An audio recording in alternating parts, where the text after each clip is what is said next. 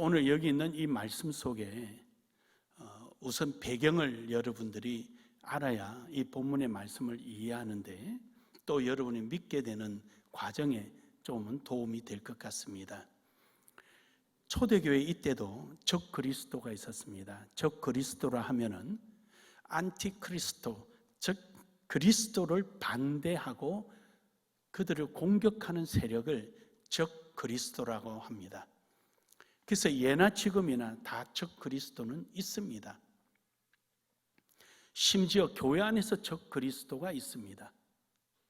그래서 이 적 그리스도가 이 당시에 있었는데 여기에 적 그리스도가 가장 큰 세력이 영지주의자였습니다. 영지주의자는 세 종류가 있었습니다. 영지주의는 이 영지주의가 첫 번째로는 이 영지주의자가 생기게 된 이유는요, 자신들이 가지고 있는 지식을 통해서 극상, 최고의 높은 자리에 있는 하나님과의 합일, 하나가 된다라는 이러한 교리에 의해서 생긴 것이 영지주의인데 세 종류가 있습니다. 첫째 하나는 영적인 지식, 영적으로 하나님과의 교통을 하며 자기들만이 영계, 하늘의 신령한 영적인 지식을 가지고 있다라고 주장하는 사람들이에요. 그래서 이러한 관계에 도달하게 되면 구원을 얻는다라는 것이 있고요. 두 번째로는 이성적 판단에 의해서, 즉 지식에 의해서 자기들이 가지는 이 지식을 통하여 합리적이고 또 논리적이고 이렇게 해서 그 지식을 가짐으로 말미암아 구원에 이르게 된다라는 것이죠. 그러다 보니까 여기에는 아무래도 지식청들이 모이게 되고 철학자들이 모이게 되고 논하기를 좋아하고 이런 상태로 놓이는 거죠. 그래서 베드로가 하나님 말씀을 전하니까 저 사람이 범인인데 어찌 저런 말을 하지? 이런 말을 하게 된 이유가 지식적으로 아직도 별론데 어떻게 저가 저런 말을 할 수 있을까라고 생각을 하는 거죠. 그래서 이제 이런 계층이 이제 영지주의자가 있었고요. 또 하나 영지주의자는 어떠냐면은 첫 번째나 두 번째에 속하지 않고 물질 세계로부터 벗어나야 된다. 그래서 금욕주의자들이 있습니다. 이제 제3의 영지주의자들이죠. 그래서 이 사람들은 이 세상의 물질로부터 조연해서 다 떠나자 해서 산속으로 들어가고 수도원을 세워서 자기네끼리 활동을 하고 먹고 마시는데 그게 목적을 두지 않고 입고 사치하는 데 두지 않고 최소한의 생활만 하면서 금욕주의적인 삶을 삶으로 인해서 하나님께 나아갈 수 있다, 이런 생각을 가지는 거죠. 그래서 이제 우리나라에는요 어떤 것이 영향을 끼쳐줬냐면은 금욕주의가 영향을 끼쳐줬어요. 이유는 우리나라에 무욕주의, 즉 불교 문화권에 있다 보니까 금욕주의의 그 사상이 들어오기 시작하죠. 그러다 보니까 목회자는 가난해야 된다라는 그런 생각들이 우리나라는 자리를 잡기 시작하죠. 근데 기독교는 그게 아니에요. 누리는 종교예요. 할렐루야. 누리는 거예요. 너희가 내 안에 있고 내 말이 너희 안에 있으면 누리는 거예요. 여러분 예수 그리스도를 누려서 여러분 부자 되십시오. 부자 되기 싫은 사람은 아멘 하지 말고 부자 될 사람은 아멘 하세요. 부자 되십시오. 풍성해지십시오. 하나님의 주시는 것 다 누리십시오. 그래서 우리는 누리는 거예요. 그래서 하나님의 주신 것을, 은혜를 누릴 때 비로소 하나님 앞에 누린 만큼의 감사가 나오는 거예요.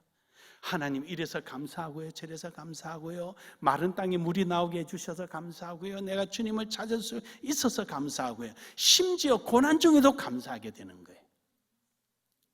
그래서 이 당시에 이러한 영지주의자들이 교회에 들어와서 금욕주의자들은 산속으로 들어가 버렸으니까 현장 교회에 방해를 그렇게 하지를 않았어요. 한데 영지주의자, 그 다음에 지식주의자, 이런 사람들이 교회에 들어와서 기존 교인들을 폄하하는 거예요. 너희가 뭘 알아? 아이고, 무식하기는 짝이 없이. 그게 말이나 돼? 그러면서 공격을 하는 거죠. 근데 우리 예수님은 뭐라 그러죠? 자유자나 갇힌자나, 남종이나 여종이나, 유대인이나 헬라인이나, 지식에 대한 아주 뛰어난 사람, 헬라인들 아니에요? 그리고 하나님과 가장 가깝다는 사람, 유대인 아니에요? 모든 그런 사람들이 예수 그리스도 안에서 하나라. 할렐루야.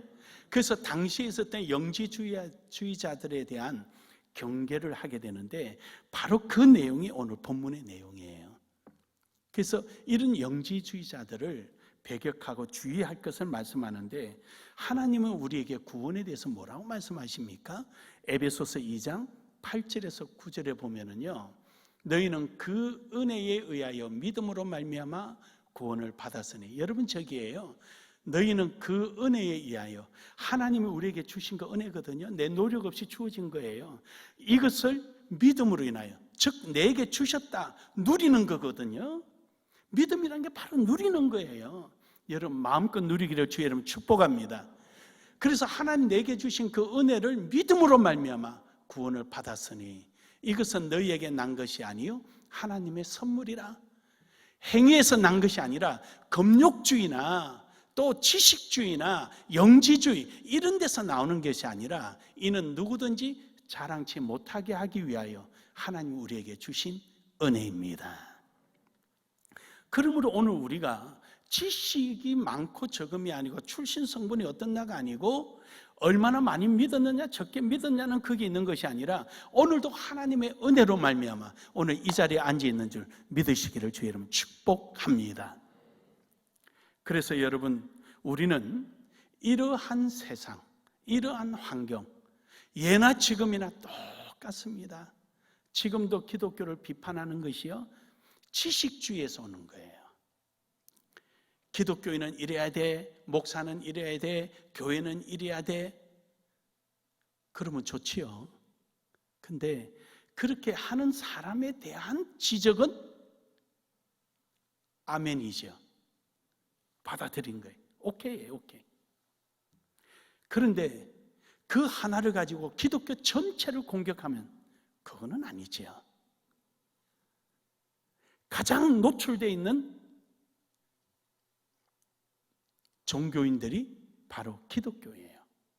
기독교는 세상의 소금이요 빛으로 살다 보니까 가장 세상에서 노출되어 있는 사람들이, 노출되어 있는 만큼 인간은 완전하지 못하기 때문에 실수나 고의나 자의든 어쩔 수 없는 환경이든 간에 때로는 비도덕적이고 비윤리적일 수도 있습니다. 하지만 그것이 기독교 전체는 아니고 바로 그 사람에 대한 문제라는 사실입니다. 사랑하는 여러분, 우리는 가톨릭 역사를 잘 압니다. 중세시대 때 가톨릭에 어마어마한 사건들이 있었잖아요. 윤리적으로 마룻바닥 밑에 어린아이 태아가 나오는 경우도 부지기수였습니다. 왜 그거는 감춰져 있지요? 그래서 신부는 1년 내지 2년 이상 그게 심오하지 못하고 무조건 옮겨 다녀야 합니다. 개신교는 목사 안수를 받지 않으면, 결혼하지 않으면 목사 안수를 주지 않는 거로 전제로 합니다. 왜 개신교에 대한 유독 이러는 겁니까? 그러나 그것을 원망하기 전에 우리는 예나 지금이나 기독교의 역사는 핍박의 역사다, 고난의 역사다. 그러므로 이를 통하여 우리 자신을 더욱더 신앙 안에서 담대하게 예수 그리스도 안에서 행하는 삶이 되기를 주의 이름으로 축복합니다. 첫 번째로 우리가 이런 삶을 살기 위해서는 성령께 소속되어라. 성령께 소속되어라. 내 몸이 자유인으로 있지 말고 성령께 소속되어야 한다. 즉 다시 말해서 성령 안에 있음을 우리는 기억하고 살아야 하는 것입니다. 28절에 보면은 자녀들아 이제 그의 안에 거하라. 여기서 그의 안에 거하란 말은 18절부터 시작해서 쭉 27절까지 내려온 내용입니다. 이 내용 안에 거하라는 것입니다. 근데 그 안에 중심적인 게 뭐냐? 예수 그리스도를 알고 예수 그리스도를 지키며 예수 그리스도를 누리고 살아가는 데 있어서 절대 조건이 있는데 바로 그가 성령의 하나님이다. 기름 부음을 받은 27절에 너희는 주께 받은 바 기름 부음을 너희 안에 거하나니 성령이 우리 안에 거하는데 성령에 의해서 살아가는 거예요. 제가 아주 옛날에 집사 시절에요, 갑사 들어가는 입구에 좌측에 조금 이 산이 하나 있었는데 봉우리가 2개짜리 산이 하나 있었어요. 그 높지를 않은데 그것을 참 토목공사를 했어요. 제가 토목공사를 하느라고 몇 달 거기 이제 작업을 공사를 하고 있을 때 제가 건설업을 했으니까 이제 그때 거기에 뭐 앞으로 있을 주택지, 전원주택지 이런 거 이제 만들어나고 작업하고 있었는데 그 밑에 가게집이 하나 있었어요. 밥을 대 먹는 가게집에. 내가 이제 밥을 먹으면서 기도하고 먹으니까 그 집 아주머니가 장난기가 발동된 거예요. 나이가 뭐 드셨는데도 그렇게 장난기가 있어가지고 누구를 불러요. 불렀는데 그 사람이 통일교 사람이에요. 통일교. 신앙촌 사람이 신앙촌. 박태선이 그 아기를 손주를 하나 얻고 나타난 거예요. 제가 보기에는 50대 중반쯤 돼 보이는데 그래 오니까 아저씨 이 사장님이 예수 믿는데요. 교회 간대요. 이야기 좀 해봐요. 이러는 거예요. 그래서 교회 나가셔요? 반가워가지고 교회 나가셔요? 하는데 자기는 이제 교회 안 나가도 된대요.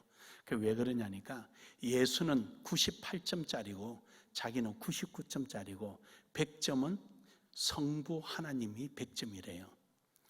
그래서 나도 이제 장난기가 발동된 거예요. 아니 어떻게 선생님은 99점이고 예수님은 98점이냐 그러니까 예수님은 지금도 배워야 되고 자기네 이미 다 통달을 했는데 그럼 100점이겠네요. 아니 100점 할 수가 없다고. 성부 하나님이 100점이니까 나는 99점만 해야 된다. 그래서 무슨 근거로 그렇습니까? 그러니까 요한일서 2장을 대면서 성령을 받았기 때문에 배울 필요가 없다는 말씀을 가지고 나한테 들어대는 거예요. 그때는 집사 시절이라 문자적으로 보니까 진짜 그래요. 27절에 보면은 너희는 주께 받은 바 기름 부음을 너희 안에 거하나니 아무도 너희를 가르칠 필요가 없고 아무도 우리를 가르칠 필요가 없잖아요. 별 필요가 없잖아요.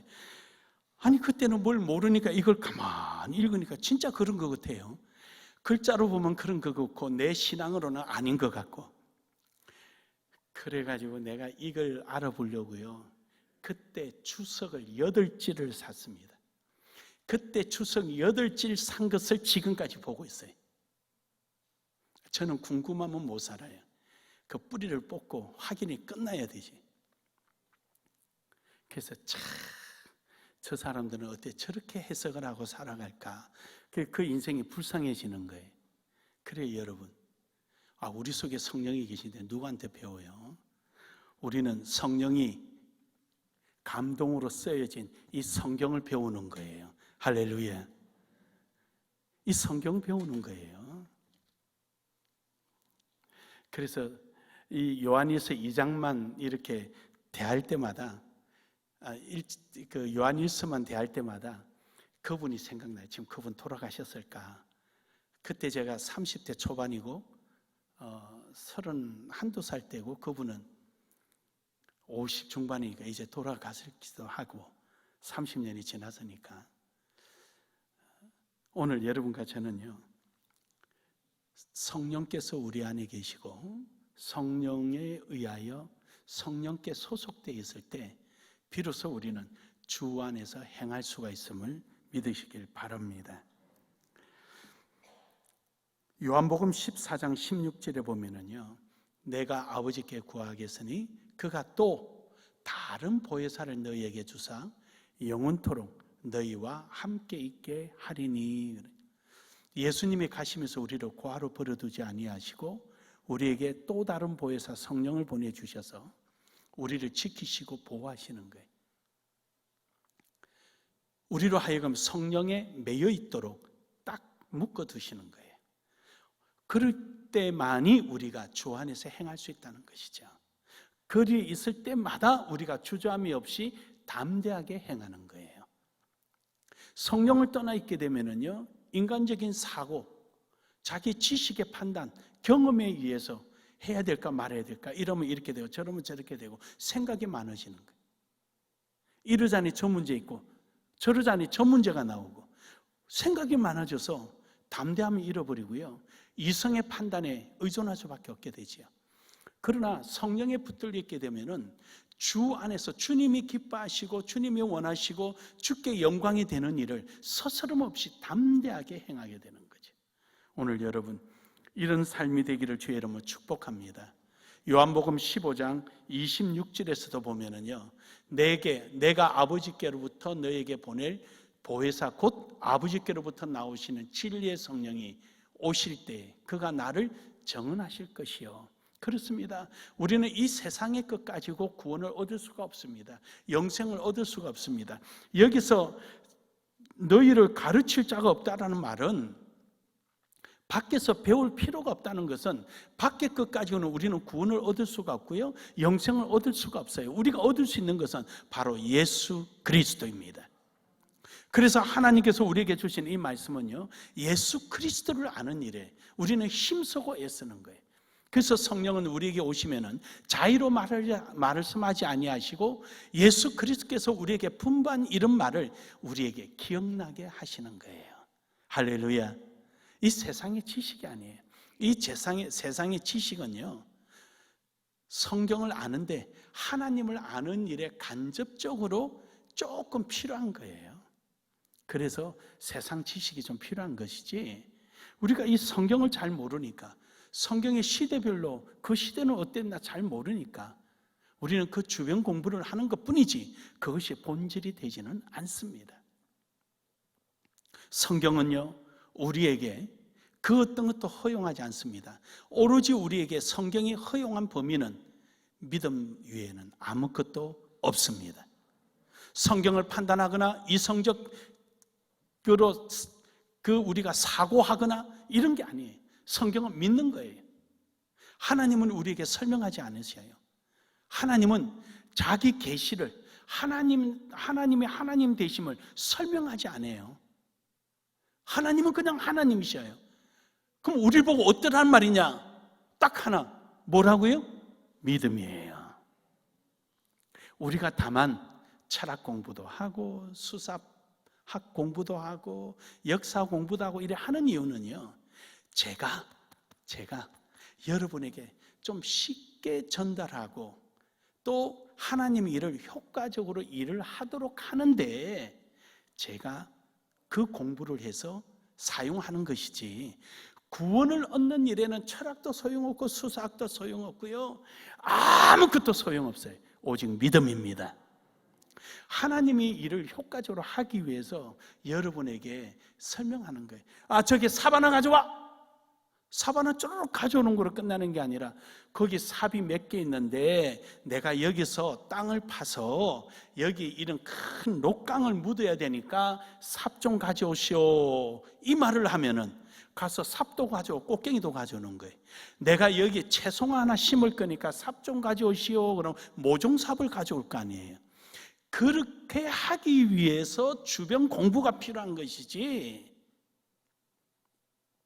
예수 그리스도를 믿어 구원에 이르는 데는 믿음 외에는 아무것도 없습니다. 믿으십니까? 하나님은 우리에게 성경을 기록해 주신 유일한 우리가 할 수 있는 공간은 믿음입니다. 믿음 안에 있기를 주의 이름으로 축복합니다. 마가복음 13장 11절에 보면은요, 사람들이 너희를 끌어다가 넘겨줄 때에 무슨 말을 할까 미리 염려하지 말고 무엇이든지 그때 너희에게 주시는 그 말을 하라. 말하는 이는 너희가 아니요 성령이시니라. 성령은 우리의 보호자거든요. 그래서 우리가 위급하고 어려움이 있을 때는 항상 우리 편에 서서 말씀을 해주셔요. 인간적으로 생각할 때 이 말하면 어떻게 될까 걱정 근심하지만 걱정하지 마라. 성령이 알아서 하신다라는 거예요. 우린 자꾸만 내게 지금 닥쳐오는 예기치 못한 인간적인 사유에 의한 인간의 생각을 통하여서 뭐가 어떻게 되겠다, 이것 때문에 우리는 걱정해서 할 일을 못하는 거예요. 그러지 마라. 우리는 담대하자. 우리는 주 안에서 담대하자. 할렐루야. 담대하자는데 뭐 마음에 걸리는 게 있어요. 왜 아멘 소리가 안 나오는 거예요? 담대하자. 네, 주 안에서 담대하는 거 우리는. 왜냐? 주님이 우리를 책임져 주시니까.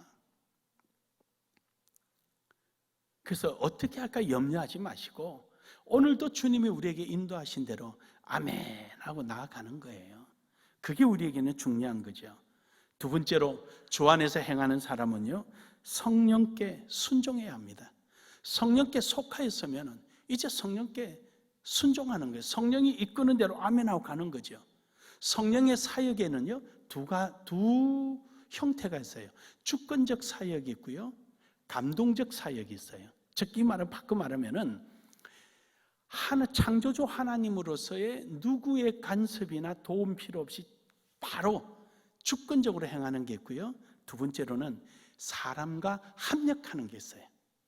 사람과 합력하기 위해서 우리에게 은사를 주시는 거예요.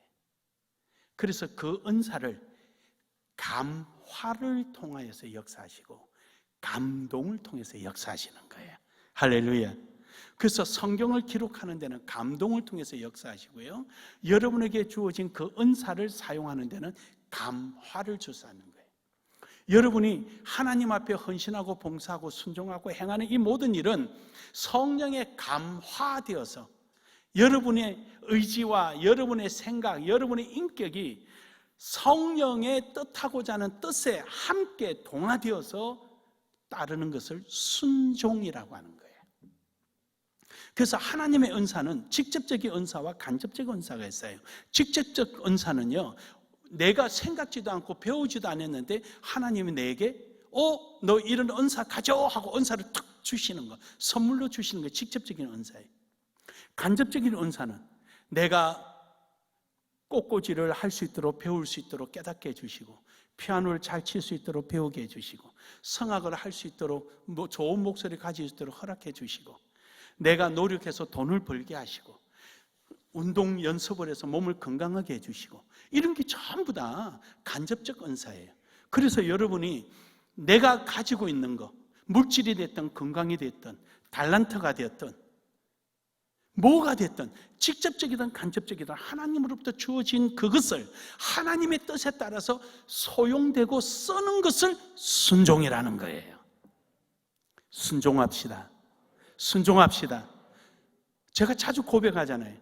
저는 하나님 앞에 기도하자. 하나님, 제가 알고 있는 것 다 사용해 주십시오. 하나님, 제가 알고 있는 것 다 사용해 주십시오. 그래서 설교할 때 다 쓰도록 해주시고, 성도들에게 효과적인 신앙생활을 할 수 있도록 다 사용하도록 해주십시오.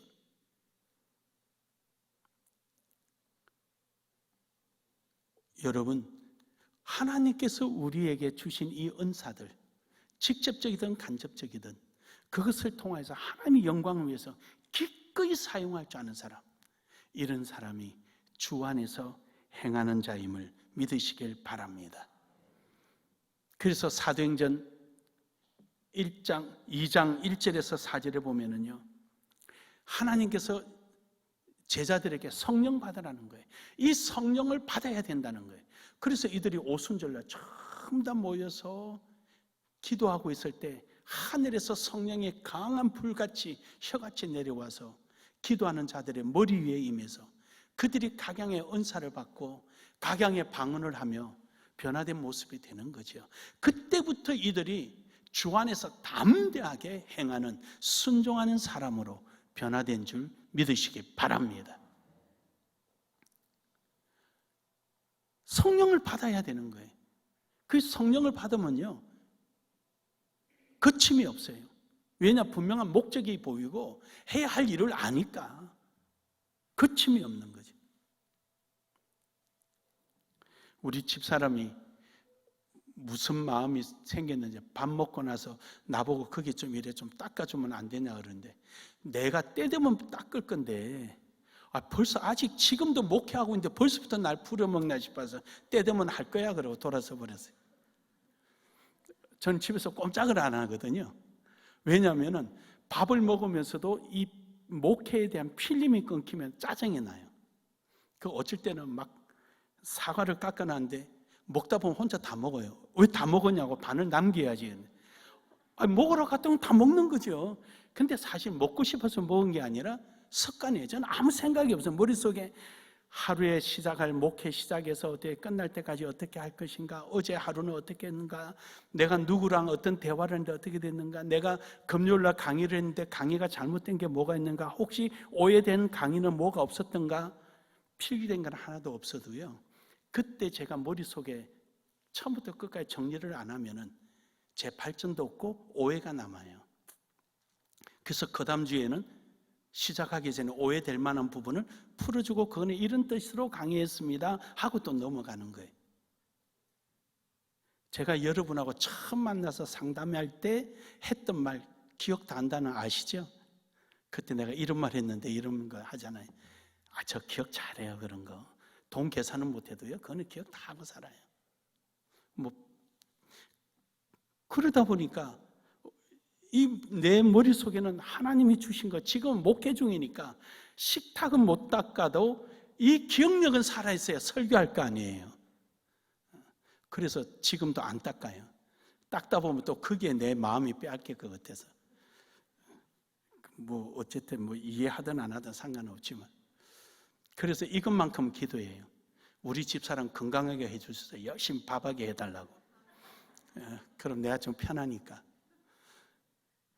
여러분, 우리의 삶 속에서요, 우리가 성령을 받지 않고는요, 하나님의 일을 효과적으로 할 수도 없고요, 믿음의 확신도 없고요, 담대함도 없고요, 하는 일마다 자꾸만 의심이 생기고요, 하고 나면 본전 생각나고 그러는 거예요. 하고 나서 보람이 있어야 되잖아요. 목사님들이, 또 어느 장로님도 그래요. 어제도 목사님, 전 목사님이 이해를 못하겠어요. 왜 그러냐니, 그렇게 목사님을 반대한 사람을 이 좋은 교회에 보내주고 저렇게 그 교회 하는 동안에 절차도 어기고 이럴 때마다 알게 모르게 뒤에서 봐줘서 일을 되게끔 만들어주고, 저 사람뿐만 아니라 또 다른 어느 목사님도 그러고. 왜 그러시는 거예요? 내가 씩 웃으면서 그 장로님한테 그래. 장로님, 저 사람은 내게 필요한 사람이 아니고 하나님께 필요한 사람이니까 하나님 필요한 자리에 세워놓으면 그게 내 할 일이지. 우리 교인들 중에서도 그랬어요. 나는 우리 담임 목사님 이해를 못해. 어떻게 그럴 수가 있지? 나 같으면 그냥 당장 교체할 텐데. 아니에요. 내게 필요한 사람이 필요한 게 아니고 하나님께 필요한 사람이 필요한 사람이에요. 나는 하나님께 속했는데, 그래서 좋은데 잘 이렇게 청빙받아가게끔 잘 해주고, 그러면 되죠. 그것은 목회 자리에서 건축하고 교회 부흥시키나 보기 좋잖아요. 하나님이 좋으시면 다 좋은 거예요. 할렐루야. 나는 내게 필요한 사람이 필요하지 않아요. 하나님께 필요한 사람이 필요해. 오늘 우리 나눔의 교회도 모두 다 하나님께 필요한 사람이 되기를 주의 이름으로 축복합니다. 요엘서 2장 28절에서 29절에 보면은요, 하나님께서 만민에게 영을 부어주셔서 어른이고 애고 남자고 여종이고 할 것 모두에게 주신다 그랬어요. 그 약속이 여러분 속에 임한 줄 믿으시길 바랍니다. 우리에게 약속해 주신 거기 때문에 우리에게 오는 것이 당연하죠. 그러므로 여러분, 성령 안에서 순종하고 나아가기를 주의 이름으로 축복합니다. 사도행전 2장 38절에 보면은요, 이 성령은 선물로 우리에게 주셨다 그랬습니다. 예수 그리스도의 이름으로 세례를 받고 제사함을 받으라. 그러면 성령이 너에게 선물로 주리라. 그러니까 예수 그리스도에 대한 믿음과 확신이 우리 속에 있어야 되는 거죠. 그냥 교회 온다고 성령이 받는 것이 아니라 우리는 예수 그리스도에 의해서 이루어진다는 사실을 잊어서는 안 됩니다. 그러므로 여러분, 예수 그리스도의 말씀인 성경에 따라서 순종할 때 바로 여러분이 성령께 속한 줄 알게 될 줄로 믿습니다. 마지막 세 번째로는 성령과 동행하자. 무엇을 하든지 성령께 기도하고 성령께 지혜를 구하고 성령이 함께 해주시길 바라고 그러는 거예요. 항상 성령께 구하고 찾고 얻는 거죠. 오늘 본문 말씀에도 그러죠. 29절에 너희가 그가 어려우신 줄을 알면 의를 행하는 자마다 그에게서 난 줄을 알리라. 의를 행하는 자. 그 의가 뭐죠? 18절부터 27절까지 있는 내용이 의예요. 의. 하나님의 뜻이다 말이죠. 우리는 하나님의 뜻에 의해서 살아가는 것이지 딴 게 아니에요. 내 기분, 내 생각, 내 사고 뭐 이런 게 아니에요. 우리는 그게 사는 거예요. 어쩔 때는 사람의 생각도 들 때 있죠. 그러나 그건 잠시로 끝나야지 그 길어지면 안 되는. 항상 이제 한 달에 한 번씩 수양관에 공부하러 오시는 목사님들이 내가 원하는 수준까지 안 올라오면 어쩔 때는 제가 실망되는 거예요. 실망이 되기도 하고 한데 이번 달 쉬면 안 되나요? 이러니까 안 된다고 막 하다가는 제 생각에는 쉬고 싶은데 그래도 아차 싶어서 할게요. 그럼 월요일 날 봬요. 셋째 주 월요일 날 오세요. 이제 또 그러는 거예요. 하나님이 내게 주신 것이 나를 위해서 준 것이 아니라 하나님의 영광을 위해서 쓰라고 주신 건데 내가 이것을 내 뜻대로 내 것이냐 마음대로 하고 안 하고 한다면은 하나님이 내게 거두가면 그로 끝나는 거예요. 하나님께서 저에게 이 지식의 뚜껑 딱 닫으면 끝난 거예요. 뭐 하겠어요? 이제 뭐 똑같죠. 뭐 나가서 딴 일이나 해야지. 뭐 할 일이 뭐 있겠어요? 뚜껑 딱 닫으면은. 그래도 아직까지 책을 읽으면 이해력도 있고 또 분석력도 있고 하니까 지금 있는 거예요. 사랑하는 여러분, 오늘도 우리는 하나님과 동행하며 나아가기를 주의 이름으로 축복합니다. 고린도전서 12장 3절에 보면은요, 그러므로 내가 너희에게 알리노니 하나님의 영으로 말하는 자는 누구든지 예수를 저주할 자라 하지 아니하고 또 성령으로 아니하고는 누구든지 예수를 주시라 할 수 없느니라. 성령과 동행하는 사람은요, 예수님을 부인할 수 없다는 겁니다. 좀 더 확대하고 좀 더 목적적인 관점에서 본다면은 무슨 일을 하더라도 하나님의 영광을 위해서 한다는 거예요. 내 생각이나 내 방법이나 나를 위해서 하는 것이 아니라 하나님의 영광을 위해서 하는 거예요. 그 외에는 그 이하도 아니에요. 다 그 안에 있어요. 여러분, 우리가 아까도 말씀드렸지만 직접적인 은사와 간접적인 은사를 우리는 받았어요. 주의 영광을 쓰라고 주신 거거든요. 그래서 사나 죽으나 뭘 먹든지 마시든지 주의 영광에서 사는 거예요. 오늘 여러분과 저는요, 성령과 동행한다는 얘기는 주님의 영광을 위해서 사는 겁니다. 이 삶이 있기를 주의 이름으로 축복합니다. 로마서 8장 15절에 보면은요, 너희는 다시 무서워하는 종의 영을 받지 아니하고 양자의 영을 받았으므로 우리가 아빠 아버지라 부르짖느니라. 여러분, 이 말이 재미있어요. 부르짖느니라, 아빠 아버지라 부르짖느니라. 다시 말해서요, 여러분에게 어떤 일이 있을 때 우리 아버지가 왕이야, 왜 너가 간섭해? 이거예요. 너 여기 왜 와서? 우리나라야. 너 이거 왜 가져가? 우리 거야. 큰 소리 칠 수 있는 것.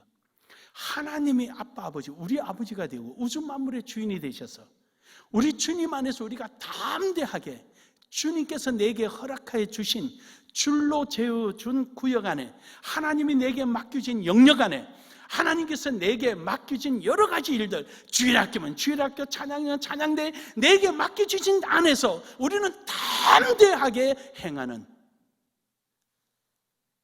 두려움이 없는 믿음을 가지기를 주의 이름으로 축복합니다. 축복합니다.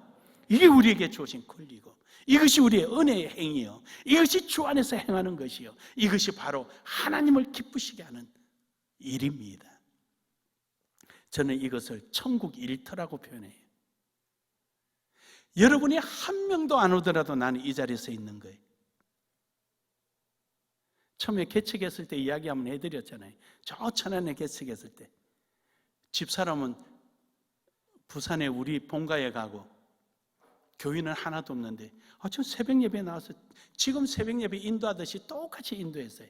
혼자서 찬양 한 곡 부르고 우리 다 같이 사도신경으로 신앙 고백합시다.